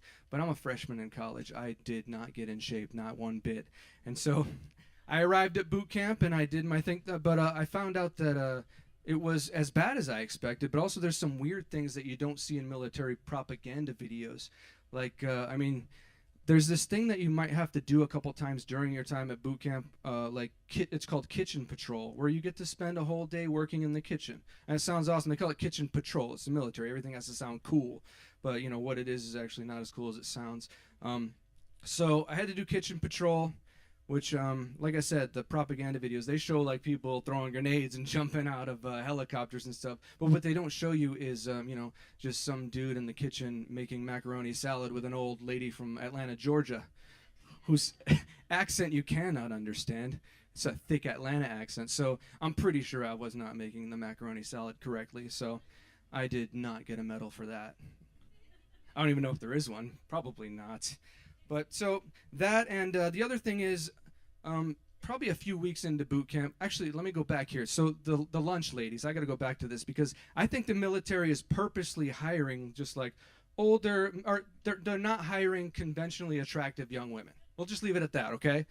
And you can probably see why, right? A bunch of soldiers haven't seen a woman in, you know, months or whatever, and they're just not trying to put any temptations out there. But after a few weeks, some of the guys, you know, they're just like, you know what? Mildred's pretty cute. I would make macaroni salad for the rest of my life with Mildred. That's what it's like. Okay. But yeah, and then so the guys that were in the, you know, going and doing other tasks like the kitchen patrol and stuff, sometimes they would bring contraband. They were brave enough to bring it in, even though the drill sergeants, they like tear stuff apart looking for contraband. But they got brave. They were hiding stuff in the ceilings. And I say this because one day this guy came up to me on a Sunday afternoon over by my bunk, and he kind of cornered me. He's like, hey, Private Smith, you want something? You want to buy something? He's like, it's $5 for one. I'm like, dude, is this guy selling drugs at boot camp? That's what I'm thinking, because it's a big guy. He's kind of creeping me out. So I just kind of like, dude, are you selling like what are you selling, cigarettes or something? He's like, no, man. Like I said, 1 for $5. I got chocolate chip here. This side I got the macadamia nut with the white chocolate chips. So of course I'm like kind of laughing. I'm like, wait, dude, are you dealing cookies at boot camp? That's ridiculous. And I'll take one of each. And so now I got to spend the rest of boot camp just like staying up all night shining boots for cookie money. And I developed quite an addiction. I still haven't gotten over that one. But yeah, so, boot camp's a little weird. They don't show that stuff in the propaganda video. But I've always liked food. Any food fans out there? Who eats food? Show of hands. A lot of food consumers out there. That's fantastic. I've been eating food for like as long as I can remember. Yeah, as far as in fact, I think that if I hadn't started eating at such a young age, I wouldn't be alive right now. And that brings me to my first incredible song I want to play for you guys because it's food related. Anybody out there familiar with a wonderful microwavable sandwich product called Hot Pockets? That's all you got? Give it up for Hot Pockets. Well, I haven't been eating them as much lately, but when I wrote this song and I was a poor young comic, I ate a lot of Hot Pockets. Not anymore, not with inflation. I can't afford them now, but back then, they kept me alive. So I had to write a song about it. And it's a little dance song, so if you need to get up and do your thing, I don't mind. The song is titled Hot Pockets, which I thought was a pretty clever title myself. You guys know the original Hot Pocket theme song? That was really weird. Try it again, but louder and more energetic. I like that. It's quick. It just goes, Hot Pockets. That's the whole song, though. Like, someone wrote that entire song. And I thought that it was way too short. Way too lame. So I wrote a much longer song. And I thought it was going to change the world, but we're not quite there yet. But I'll try again. Give me some direction to your frozen section. I ran out of groceries. I need something tasty. I've been hungry lately. I want something savory. With meatballs, yeah. Pepperoni, yeah. Not bologna, no. Hot Pocket, the taste explodes in my mouth like a rocket. And I want you, and I need you, Hot Pocket. The taste explodes in my mouth like a rocket. I want a hot meal without a big deal, yeah. Breakfast, lunch, and dinner, they call me a sinner. It's Hot Pocket gluttony. Come on, girl, get with it, go and get your tickets to the Flavor Symphony. Featuring fajitas, yeah, ham and cheese, yeah, and turkey, oh yeah. Hot Pocket, the taste explodes in my mouth like a rocket. And I want you, and I need you, Hot Pocket. The taste explodes in my mouth like a rocket. I want to help you without a big deal. Unwrap the product, put it in a crisping sleeve, place it on a paper plate and microwave on high. After 2 minutes, take it out of the crisping sleeve, cause then it's finished and it's better than you can believe. It's the greatest thing you'll ever eat. Hot Pocket, the taste explodes in my mouth like a rocket. Don't you know that I need it? Hot Pocket, the taste explodes in my mouth like a rocket. I want that big deal, yeah. All right, one more time, everybody, but this time let's do it in Spanish. You ready? Bolsillos caliente, el queso explota mi boca como cohete. Y lo quiero, lo necesito, bolsillos caliente. El queso explota mi boca como cohete. Que me quede caliente y si no trato grande.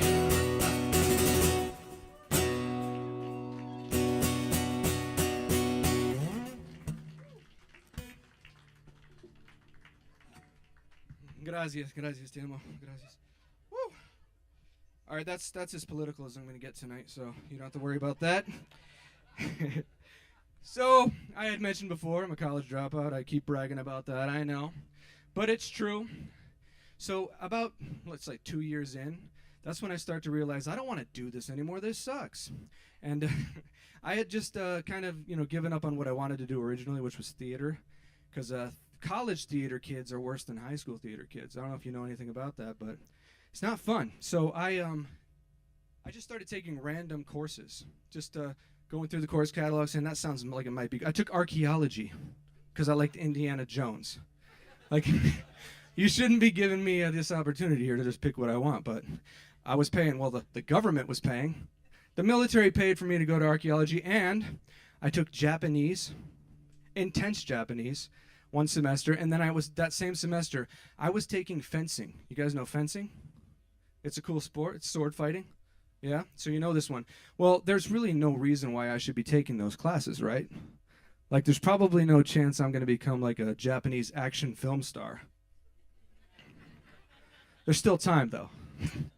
I could still become Japanese. But anyway, like I said, I was just, kind of throwing things around, just trying different classes.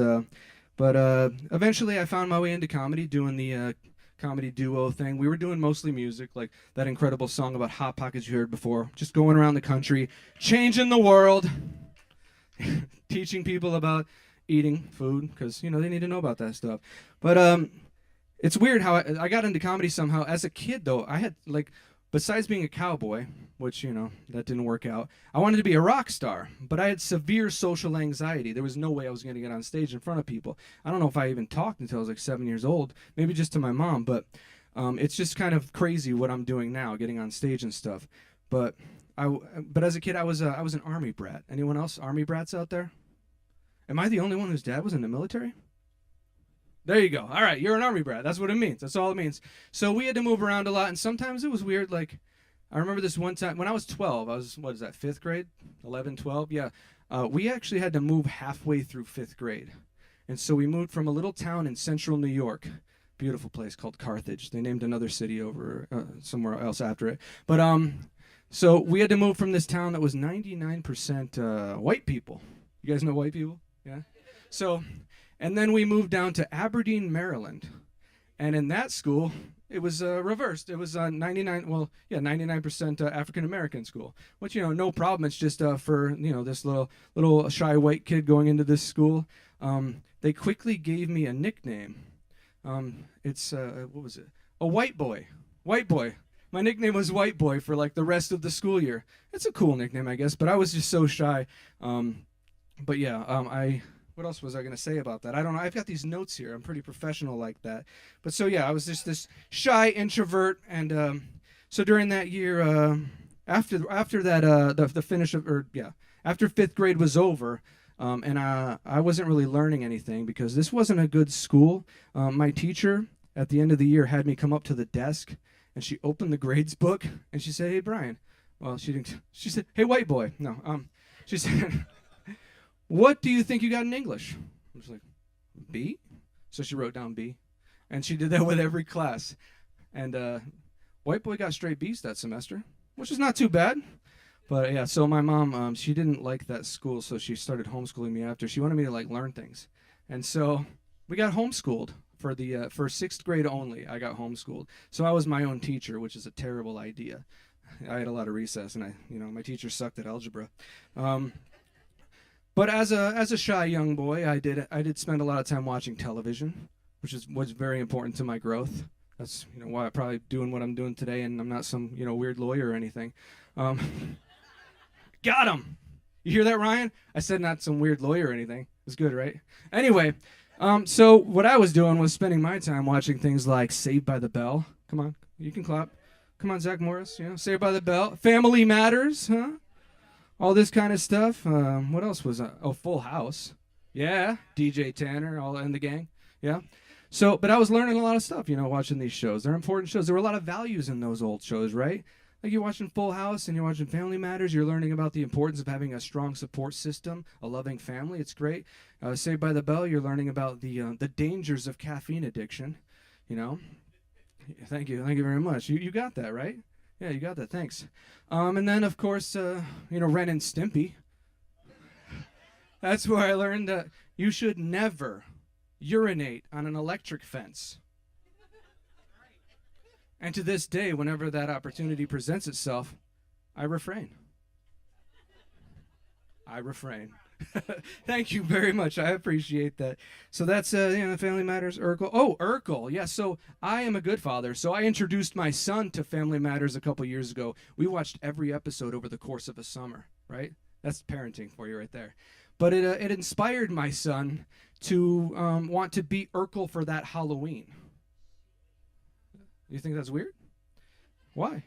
So we got the outfit, we got him all dressed up like a nerd, got the suspenders, we got those thick glasses and stuff. Now, my son, like I said, my wife's Australian, and my son looks like an Australian surfer. He's tall, he's got blonde hair, he's whiter than me. And so he's dressed up like Urkel. And I even gave him a shirt with Urkel's love interest. It had Laura Winslow, Laura Winslow, just so it'd, be more obvious. But the whole day at school, everyone was thinking that he was something else. They were assuming he was Jeffrey Dahmer. And historically, Jeffrey Dahmer and Urkel were quite different. Even Stefan Urkel, nothing like Jeffrey Dahmer. But then the really funny thing to me is my son comes home and he says, everyone thought I was Jeffrey Dahmer. But then his friend, who happened to be black, dressed up as Steve Urkel. Or no, I messed up the joke. Hey, Ryan, I messed up the joke. His friend, who was black, dressed up as Jeffrey Dahmer. And so what did all the kids call him? Steve Urkel all day. So that I ruined the bit, but it's a good bit. I asked him if I could have it. So I'm going to tell it better next time I do. But yeah, so he was Urkel for Halloween, and I thought he was Jeffrey Dahmer. But my son always picks pretty weird costumes. After that year, the next year he decided that he was going to be, he found I had an old Denny's shirt because I was a weird teen who just bought random t-shirts. So I had a Denny's work shirt. So the next year he went as a Denny's employee with a lightsaber. That was the costume, which I thought was pretty clever. And actually everyone in the neighborhood, that was like their favorite costume. Yeah. So my son was weird, kind of dorky, and I don't know where he gets it. I have no idea where the kid gets it, but no, I do. So my comedy duo, we wrote a song about dorks because both of us happen to have a background in being nerds and dorks. Any dorks, nerds in the crowd? Dorks, nerds, geeks, come on. Let me hear some noise. Thank you for all that noise. That's amazing. So the song is called the Dork Anthem. And it's a little pop punk song. I know that your age, you're all into the pop punk right now, so this is perfect. Couldn't have picked a better tune. This song is called the Dork Anthem. Put up your rock fist if you're a nerd. Let me see you.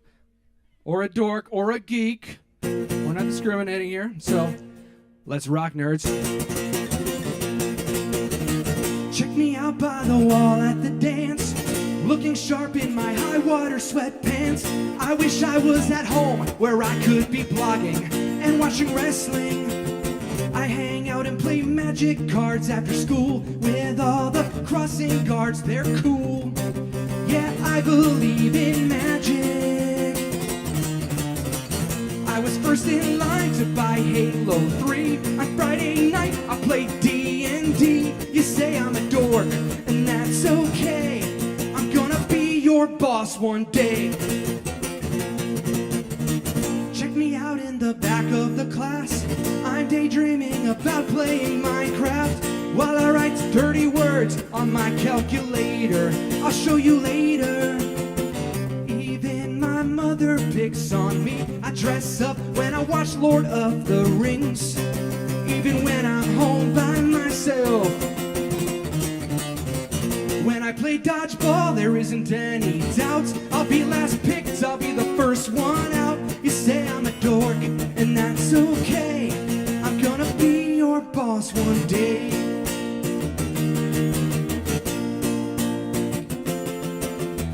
Partner up in science class with me. We'll see if there's any chemistry. I don't understand girls, but I'm a fast learner. Baby, you're hotter than a Bunsen burner. That's right, you can use that one. It's pretty effective, okay? All my favorite films are in Japanese. I know what it means when you say RPG. You say I'm a dork, and that's okay. I'm gonna be your boss. Unnecessary key change. They finally left me on the football field. In marching band, I'll play the glockenspiel. I know I'm a dork, and that's okay. I'm gonna be your boss one day.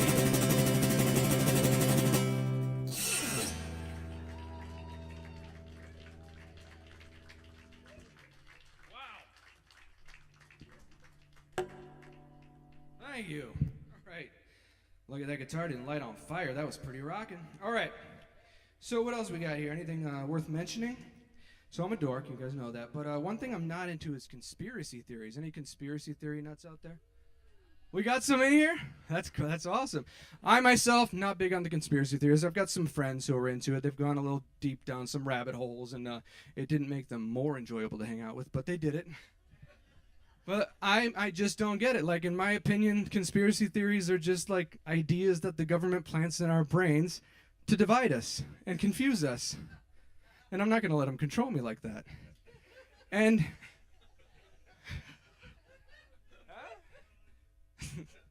thank you. And I tell my friends, if you ever hear me going like down some deep conspiracy theory rabbit hole, just push me off the side of the earth. End my misery there. Not into the conspiracy theories. So don't say I am. All right. You guys remember boredom? You ever get bored back in the day before the internet? It's like not a thing anymore because kids get bored and they just pull out the iPad, just start going to town on that, maybe playing some video games online with their friends. But back in like, just pre-internet days, for me it was like the 80s and the 90s, a lot in the early 90s. So when we got bored, things could get a little dangerous, because back then, boys, you had pocket knives and stuff like that, and you'd go out in the woods and just do things. But so I remember one time my brother and I got bored, and we were like, hey, we have this lighter, and we have this bottle of hairspray, and we have these action figures that we don't really play with anymore. And so, of course, we put our action figures into this big metal coffee can in the middle of the bedroom, right? Next thing you know, Skeletor's melting. We were having a good time. Then we notice the floor's on fire. That'll happen, right? That'll happen. And so now, if you've never almost burned down your house with a makeshift blowtorch, are you really even a 90s kid? Huh? The classic saying as it goes. So we spent like 6 months hiding that burn mark from my mom, but I'm sure she found out eventually. I don't know what happened, but I'm still here. So what else we got? I'm in the random section of, let's try this stuff out. So makeshift blowtorch, write that down. It's pretty good. All right. Now, you guys got any of those random, like, Alexa devices? For me, it's great because I'm a little ADHD, so I've got this robot personal trainer now. But she's getting a little too realistic. Like, they upgraded it. Now it's talking a little too much. Like, after it's done, it's still listening. And it's trying to tell you, like, little jokes and stuff, trying to be your friend. I'm not friends with you. You're my assistant, okay? But recently, do you guys listen to white noise at all to go to sleep? Some of you? No? I have to have noise, so I'm listening to white noise all the time. But last time I said, play some white noise. She's like, hey, would you like to subscribe to some premium white noise for $6.99 a month? I'm like, what even is premium white noise? Like, that can't be a thing. It's like they hired Paul McCartney to come into the studio and like, hey Jude, blackbird singing in the... I don't know what premium noise is. I paid for a lot of dumb stuff in my day, but I kind of draw the line at like whispery static. I will not purchase whispery static. You heard it here first. What else I got here? Oh, let's talk about my uncle. Anybody have a dumb uncle out there? Dumb uncle? No? My uncle, he was a great guy. He's no longer with us, but before he passed away, he gave me his mandolin. You know what a mandolin is? Not like a thing for the kitchen. I'm talking about an instrument. And I still have that mandolin. It's great. Then the other thing he gave me was some savvy business advice. He said, hey, Brian, you know what you should do? You should sell Mexican jumping beans. Do you remember those? They were in like every gift shop at like every theme park for a long time, right? Mexican jump. You don't see them anymore, so maybe he was right. But that was his business idea. And I didn't follow it. And that's why I am not a wealthy man today. But... And then, of course, his son kind of took after him, maybe a little worse, though. I'll try to tell you a story about my cousin. We'll call him Jeff because I don't know if he is going to get out of prison or not. He might. There's rumors. But I'm trying to think of a dumb story about... Oh, So one time, my friend Sean and his buddies, who live in central New York, little town called Rome, you ever heard of it? They named a city in Italy after it. What? It's close to Carthage. You know, if you're ever up there, check out both places. Stefano's Pizza up in Carthage. Check that out. But anyway, so he's up in Rome, New York with his buddies, and they decide one day, we're going to do like a road trip down to Florida. They've never left the state. And they're just like, it can't be that hard, right? We didn't have, at the time, there was not like GPS systems yet or MapQuest and all that. So they were just going to just wing it, you know, go from central New York to Florida. And so like 2 hours into their trip, they get to the border of Canada. I'm not sure how you guys are at geography, but that's north. Florida, south. So they get there. They're on the border of Canada, obviously talking to the Canadian Border Patrol. And they're getting kind of ticked off that they have to show their passports. Like, we need your passports. You're going to Canada. They're like, we're not going to Canada. We're going to Florida. We're just going to go through. And I don't know if that's completely wrong because, I mean, in my opinion, the earth is round. So they might have just been taken the long way. I don't know. Maybe he's not an idiot. Just looking for adventure, you know? Oh, man. So that's my dumb cousin Jeff. I'm not going to tell you his real name, but what else have I been doing lately? Oh, you know what I've been doing? I've been watching TikTok. I know it's of the devil or whatever, but I've been on there for a little while, and I've actually accidentally had some success on there. I have like 50,000 followers on there. I'll tell you what I did in a minute with it, but sometimes I'm up on my phone late at night, which you shouldn't be doing. You should put it away and just listen to some premium white noise. Am I right? That's a callback. I just came up with that. You shouldn't. With TikTok, it's actually really easy to accidentally share videos with other people, like with your friends and stuff. And I've made some errors late at night just scrolling through because you'll like fall asleep, you know, still scrolling, and then you might press the wrong button. And so the next thing you know, you've just sent like a whole group, like a video of Mr. Rogers kickboxing Steve Irwin. And the other day I sent a really depressing video to a friend and he immediately called. He was really worried about me. I'm like, it's 3 a.m. But yeah, so be careful, TikToking and sleeping at the same time.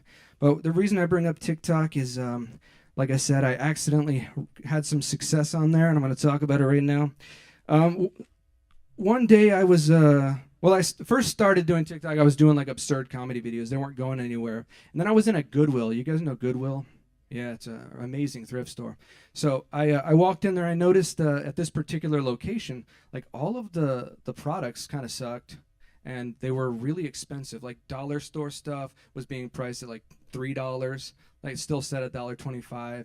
There were like candles that were almost gone, like they were burnt so low.